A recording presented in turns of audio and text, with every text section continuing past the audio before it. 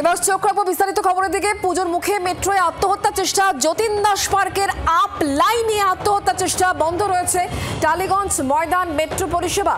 ময়দান Dakshineswar metro চলছে, blue লাইনে metro চলাচল ব্যাহত হচ্ছে। পুজোর মুখে মেট্রোয় আত্মহত্যার চেষ্টা, যতীন দাস পার্ক সেখানেই আপ লাইনে আত্মহত্যার চেষ্টা, বন্ধ টালিগঞ্জ ময়দান মেট্রো পরিষেবা। ময়দান দক্ষিণেশ্বর মেট্রো চলছে, ব্লু লাইনে মেট্রো চলাচল ব্যাহত। মেট্রোয় আত্মহত্যার চেষ্টা, যতীন দাস পার্ক সেখানেই আপ লাইনে আত্মহত্যার চেষ্টা, বন্ধ টালিগঞ্জ ময়দান মেট্রো পরিষেবা। ময়দান দক্ষিণেশ্বর মেট্রো চলছে, ব্লু লাইনে মেট্রো চলাচল ব্যাহত।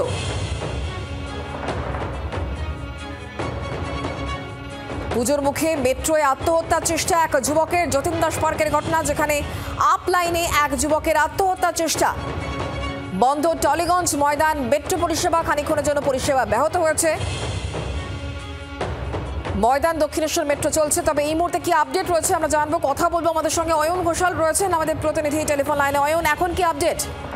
দেখো, প্রায় 55 মিনিট বন্ধ থাকার পর অবশেষে ওই অংশে মেট্রো চালু হয়েছে এবং তার আগে মেট্রো ট্র্যাকে মহানায়ক উত্তম কুমার থেকে শহীদ ক্ষুদিরাম এবং এদিকে ময়দান থেকে দক্ষিণেশ্বর মাঝের যে অংশ, সেই অংশে 55 মিনিট ধরে এই চতুর্থীর দিন যেখানে কাতারে কাতারে মানুষ ঠাকুর দেখতে বেরিয়ে পড়েছেন, রাস্তায় যানজটে জেরবার তারা মেট্রোর উপর ভরসা করছেন, তখন আবারও তাদের একটা বিপত্তির সম্মুখীন হতে হয়।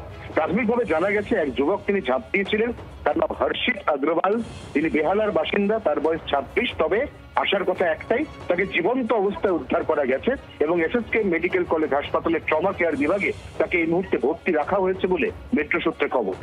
ধন্যবাদ অয়ন।